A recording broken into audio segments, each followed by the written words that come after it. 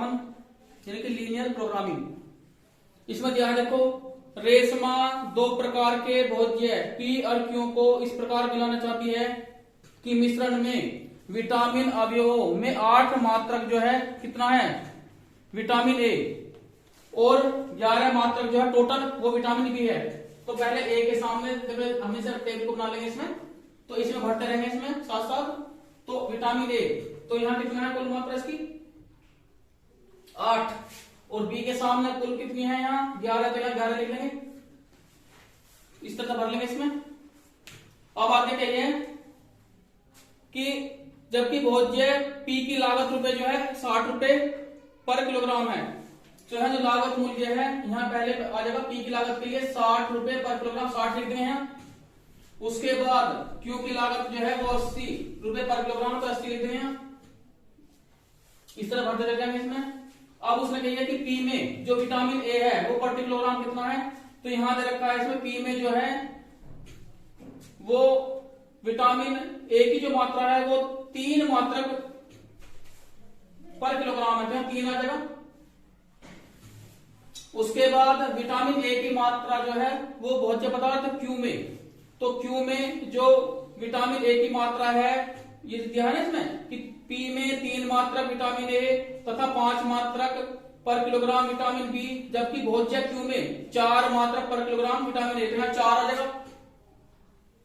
ठीक है, तो पहले विटामिन ए लेके चले हम इसमें। इसके बाद यहां दिया है अब विटामिन बी, तो विटामिन बी जो है यहां देखेंगे कि 5 मात्रक पर किलोग्राम विटामिन बी जो है वो किसमें पी में है, तो यहां लिख लेंगे, यहां लिख लेंगे 5। और जबकि भोज्य पदार्थ जो क्यू है उसमें जो विटामिन बी की मात्रा है वो है 2 मात्रक, कितना है 2, तो यहां 2 लिख लेंगे इस तरह से।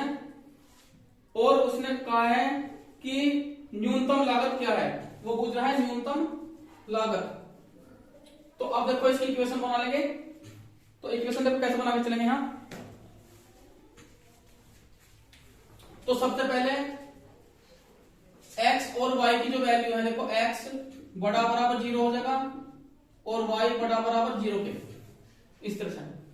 क्योंकि मैं एक बार थोड़ा रिपीट कर रहा हूं कि हमारे पास स्रोत जो है विटामिन ए पर किलोग्राम, विटामिन बी पर किलोग्राम और लागत मूल्य पर किलोग्राम।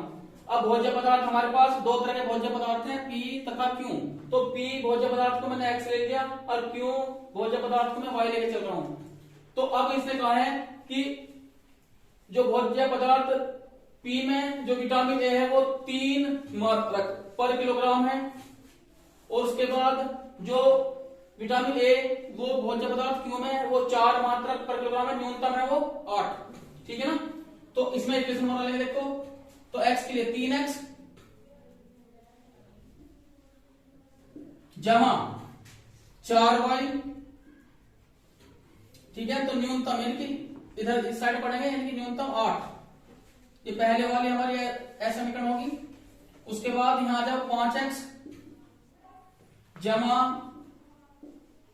2y, यहां भी न्यूनतम कितना है 11, और ये क्या है z का मान, यानी कि z बराबर जो है वो बन गया 60x जमा 80y। ठीक है, अब देखो ये हमारी जो समीकरण आ गई, इन्हें समीकरण रूप में लेने पर, ठीक है। तो पहले ने इनके द्वारा घिरे क्षेत्र का, इनके द्वारा घिरा क्षेत्र से ज्ञात करने के लिए क्या करेंगे, पहले इन्हें हम समीकरण रूप में लेंगे। तो यहां देखो समीकरण रूप में लेने पर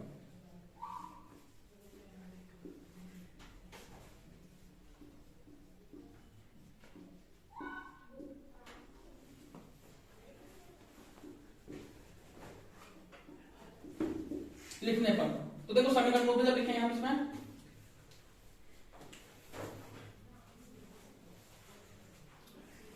तो सबसे पहले ये वाले समीकरण है, तो x बराबर 0, y बराबर 0, ये पहली समीकरण में आ गए। उसके बाद दूसरे वाले समीकरण है, इस समीकरण रूप में बीच में बराबर लगाते जाएंगे, तो 3x जमा 4y बराबर 8, ये दूसरे वाले समीकरण।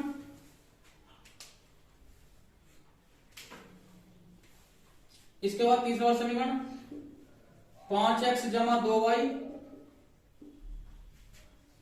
बराबर 11 है ये। और जबकि जो z बराबर है 60x जमा 80y, इसे न्यूनतम समीकरण ज्ञात करना है इसका। ठीक है, तो हमें ग्राफ खींच लेंगे। देखो यहां तो सबसे पहले अक्षों पे इन रेखाओं को दिखाओगे, ठीक है ना। तो इसके लिए ग्राफ खींच लेंगे यहां।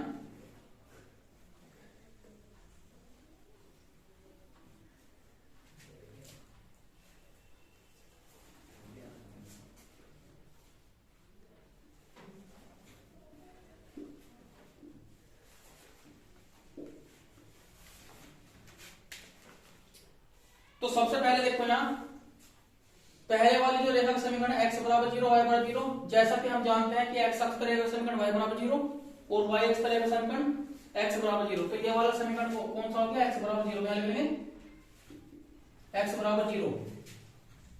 और उसके बाद x अक्ष पर जो रेखा का समीकरण है वो y बराबर 0। अब x बड़ा बराबर 0 के है। अब ऐसे समीकरण पे चलेंगे कि ऐसे समीकरण पे तो x जो है वो 0 के बराबर ही बटा भी है, तो ये कौन क्षेत्र में आ जाएगा, पहले वाले की तरफ आ जाएगा। और y भी बड़ा बराबर 0 के है तो ये वाला पहले क्षेत्र में। तो अर्थात इसका जो सुगम क्षेत्र है वो बनेगा पहले चतुर्थांश में। तो अब हम क्या करेंगे, जो रेखा का समीकरण 3 है उसके लिए टेबल बना लेंगे। तो समीकरण 3 से या समीकरण 2 से लिख लेंगे, समीकरण 2 से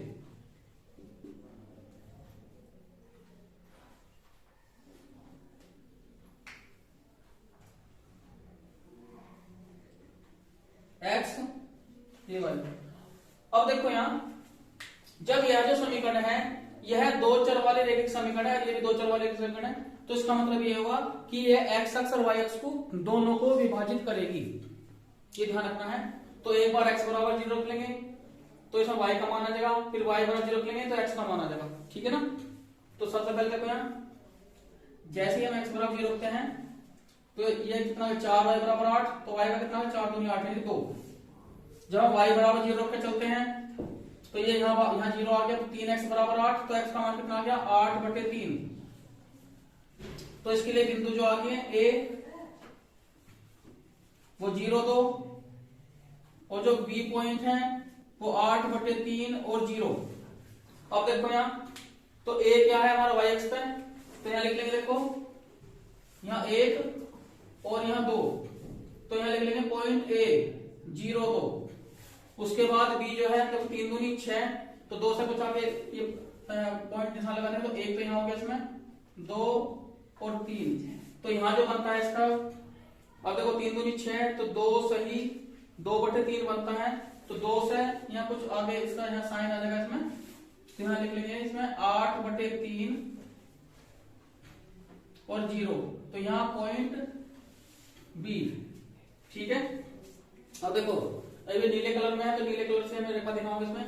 तो अब बिंदु ए और ये बी से होकर जाने वाली रेखा हमने, ये दो बिंदु से जाने वाली रेखा हमने ये इस पर ड्रॉ कर ली, खींच ली। तो 3x इसका नाम लिख देंगे 3x जमा 4y बराबर 8। और देखो अब समीकरण 3 के लिए टेबल बना लेंगे।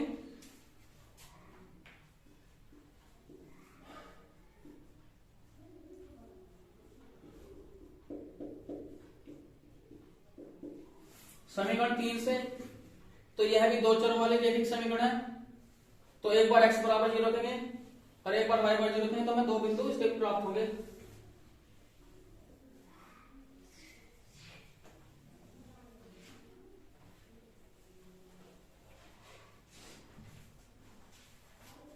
यहाँ x और ये y, तो जैसे ही हम x बराबर क्या रख लेंगे 0 रख लेंगे तो 2y बराबर 11 आ जाएगा, तो y का मान 11/2। तो जैसे ही मैंने x बराबर 0 रखा तो यहाँ 0 आ गया, तो 2y बराबर 11, तो y का मान 11/2, तो यहाँ लिखेंगे 11/2।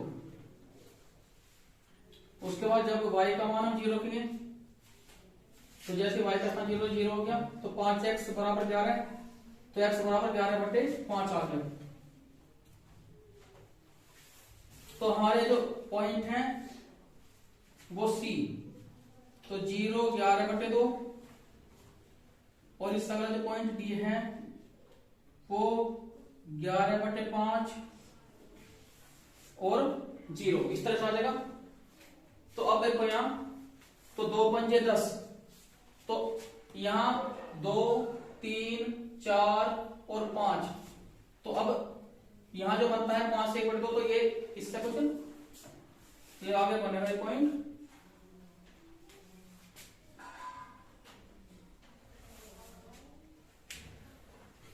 क्योंकि यहां 5 आ गया था,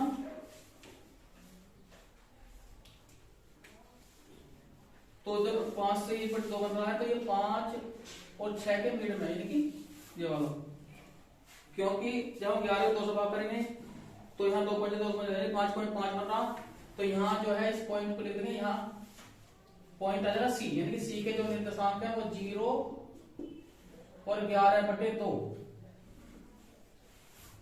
उसके बाद जो डी पॉइंट है 5 दूनी 10, तो 2 से कुछ ये आगे बनेगा,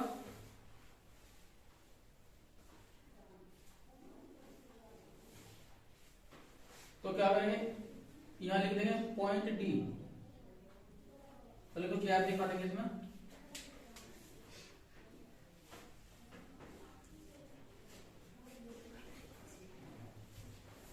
तो डी के जो निर्देशांक हैं वो कितने हैं 11/5 और 0, क्या लिखेंगे 11/5 और 0।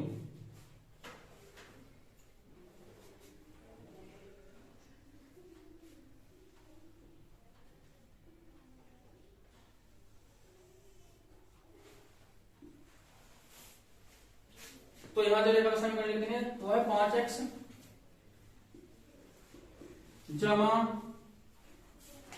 2y बराबर 11 है। अब इनका हम जो प्रवाह क्षेत्र है वो देखेंगे, तो इसके लिए क्या करेंगे, देखो अब असमीका जो पहले वाली जो असमीकरण है उसमें x के स्थान पे 0 रखेंगे, y के स्थान पे 0, तो जैसे हम 0 रखते हैं तो यहाँ 0 जमा 0, तो बड़ा बराबर 8 के, जो कि असत्य है, असत्य है। तो इसका मतलब ये होगा, तो इसका जो प्रवाह क्षेत्र है उसमें मूल बिंदु सम्मिलित नहीं है, तो इसकी डायरेक्शन कहां है, नीचे से ऊपर की ओर लिखते हैं, इस तरह कर लेंगे। ऐसे ही दूसरे वाले क्वेश्चन में 0 0 रखेंगे, तो यहाँ 0 0, ठीक है। इसमें दूसरे वाले जो असमीकरण है, दूसरे वाले समीकरण यहाँ 0 का है 0, तो यहाँ बड़ा बराबर किसके 11 के, जबकि असत्य है क्योंकि 0 तो बड़ा 11 से हो सकता, तो इसमें असत्य लिख लेंगे यहाँ। तो जो इसका प्रवाह क्षेत्र है, जो इसका ठीक है ना, वो भी ऊपर की तरफ आएगा, ठीक है। तो देखो हम यहाँ इसका प्रवाह क्षेत्र यहाँ आया था, इसका यहाँ, तो अब ये वाला इंटरसेक्ट पॉइंट निकाल लेंगे, तो ये वाला क्षेत्र जो है ये ऊपर का आ गया इसमें, ठीक है ना। तो इसे पहले नोट कर लो। अब देखो बच्चों, अब इन दोनों रेखाओं का इंटरसेक्ट पॉइंट जो है ये ई ज्ञात कर लेंगे। देखो ई कैसे ज्ञात करेंगे, इसके लिए हम जो रेखा का समीकरण 3 है इसमें 2 से गुणा कर लेंगे, तो 3 गुणा 2, तो 3 में 2 से गुणा कर लेंगे, तो यहां देखो, तो इसलिए 2 पंजे 10, 10x जमा 2 दूनी 4y बराबर 2 11 22। ये 4 इक्वेशन होगी। अब 4 में से क्या करेंगे, 2 हटा देंगे, तो यहां जाएगा 3x जमा 4y बराबर कितना है 8, तो माइनस माइनस माइनस, तो ये कैंसिल हो गया। तो अब देखो यहां 7x बराबर, जब इसमें से घटा के चलेंगे देखो, तो 12 में से 8 जाएगा 4, तो एक तो x का मान कितना आ गया 2। तो अब देखो यहां 2 से, तो जहां x का मान 2 रख देंगे, तो 3 गुणा 2 जमा 4y बराबर 8, तो 3 दूनी 6, तो ये आ गया, जब 8 और 6 घटाओगे तो 2 बचेंगे, तो 4y बराबर 2। तो y का मान कितना आ गया, 1/2, ये 2/4 हो जाएगा। तो हमारा प्रतिच्छेद बिंदु आ गया 2, 1/2। अब देखो हमारे जो कॉर्नर पॉइंट है वो कौन सा बना, क्योंकि हमारा जो प्रवाह क्षेत्र है, जो प्रसार क्षेत्र है वो ये बना। तो हमारा जो कोणीय बिंदु आएगा वो इसमें क्या d है, वो b, कि b है ना, पहले तो यहाँ b पॉइंट है, तो b यहाँ था हमारा, d यहाँ था, तो b पॉइंट लेके चलेंगे। तो एक तो b, इसके बाद ये वाला जो है c, a नहीं लेना है क्योंकि ये इस तरह से जो प्रवाह क्षेत्र है उसके कॉर्नर पॉइंट ये है इसमें, ठीक है। तो ये क्षेत्र हमारा कॉमन क्षेत्र जो है वो इस तरह से आ रहा है, इस तरह से, ये ऐसे। तो एक तो यहाँ B पॉइंट था, तो B ठीक है, ये E और C ये हमारे जो हैं क्या है, कोणीय बिंदु हैं। तो इन्हें लिख लेंगे, देखो यहाँ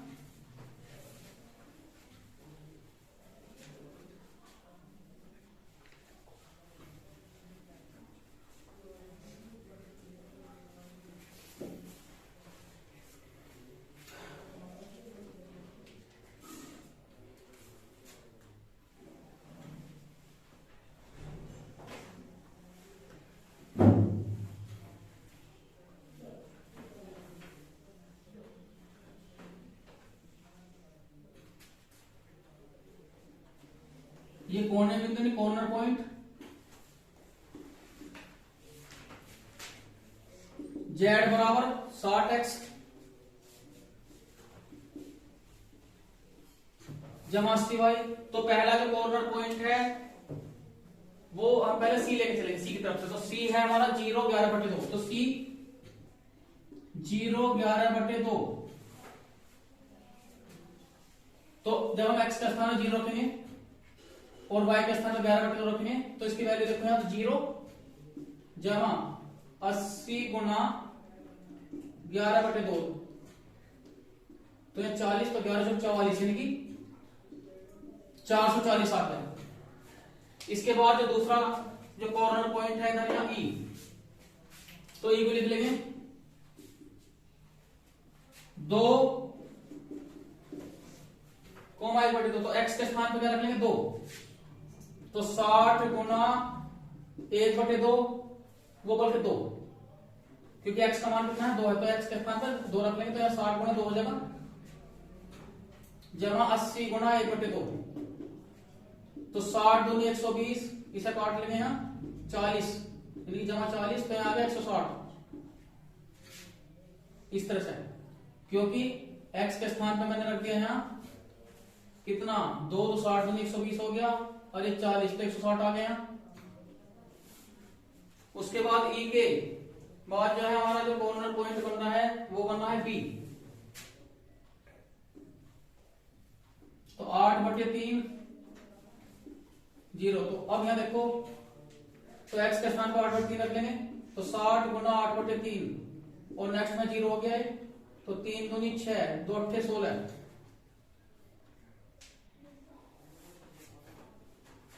इस तरह से।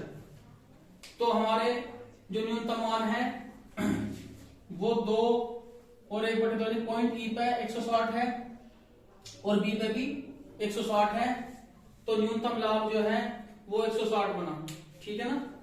तो यहां तक